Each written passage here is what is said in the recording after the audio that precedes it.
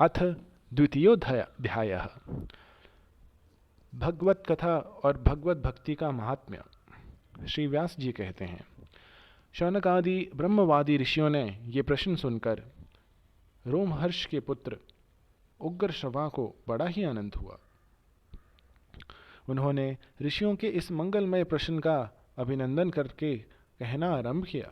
सूत जी ने कहा, जिस पर श्री सुखदेव जी का यज्ञोपवीत संस्कार भी नहीं हुआ था, सुतराम लौकिक वैदिक कर्मों के अनुष्ठान का अवसर भी नहीं आया था, उन्हें अकेले ही संन्यास लेने के उद्देश्य से जाते देखकर उनके पिताजी व्यास जी विरह से कातिर होकर पुकारने लगे, बेटा बेटा। उस समय तन्मय होने के कारण श्री सुखदेव जी की ओर से वृक्षों ने उत्तर दिया था, हम सबके हृदय में विराजमान श्री सुखदेव मुनि को मैं नमस्कार करता हूँ। यह श्रीमद् भागवत अत्यंत गोपनीय रहस्यात्मक पुराण है। यह भगवत स्वरूप का अनुभव कराने वाला और समस्त वेदों का सार है। संसार में फंसे हुए जो लोग इस घोर अंधकार ज्ञान अंधकार से पार जाना चाहते हैं, उनके लिए आध्यात्मिक तत्वों को प्रकाशित कराने वाला यह एक अद्वितीय दीपक है। वास्तव में उन्हीं पर करुणा करके बड़े बड़े मुनियों के आचार्य श्री सुखदेव जी ने इसका वर्णन किया है। मैं उनकी शरण ग्रहण करता हूँ।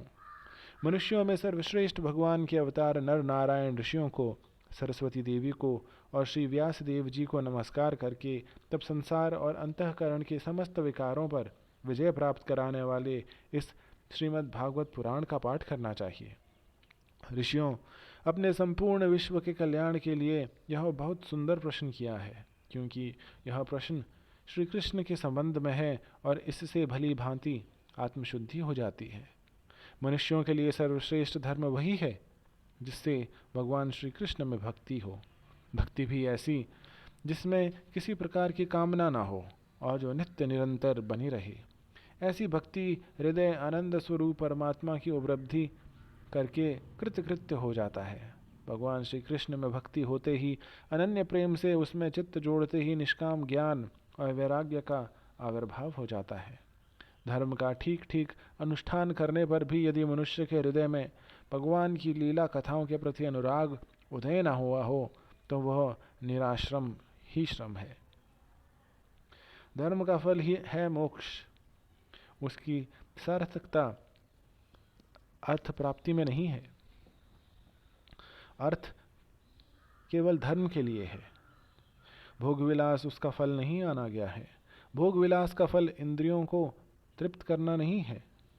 उसका प्रयोजन है केवल जीवन निर्वाह।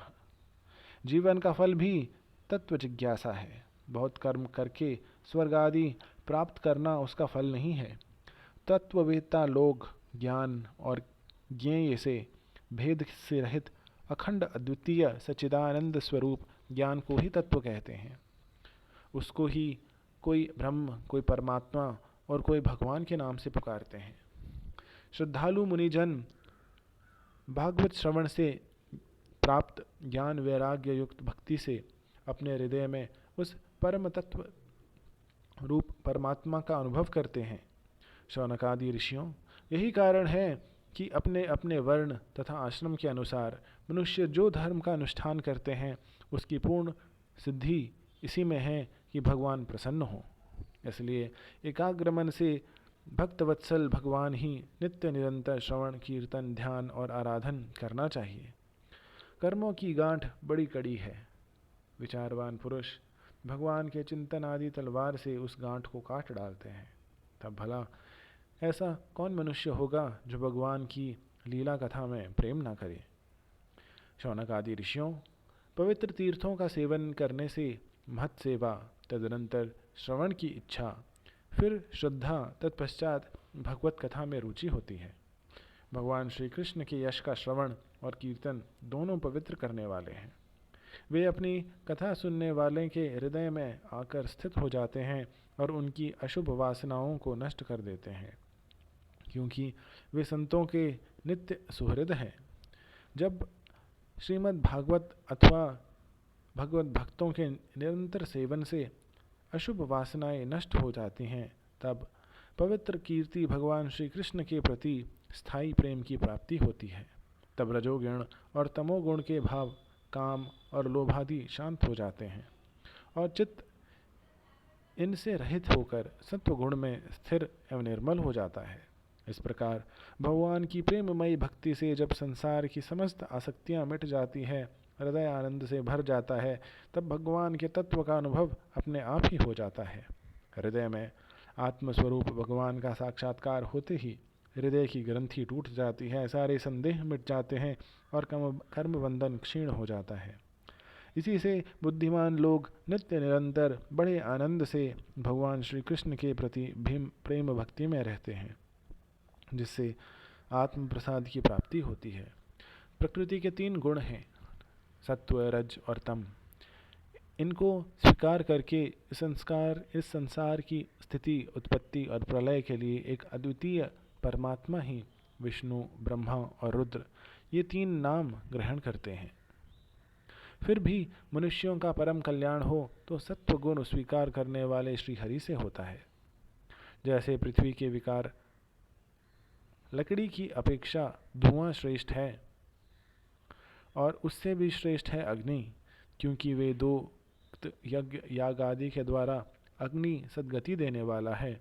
वैसे ही तमोगुण से रजोगुण श्रेष्ठ है और रजोगुण से भी सत्वगुण श्रेष्ठ है, क्योंकि वह भगवान का दर्शन कराने वाला है।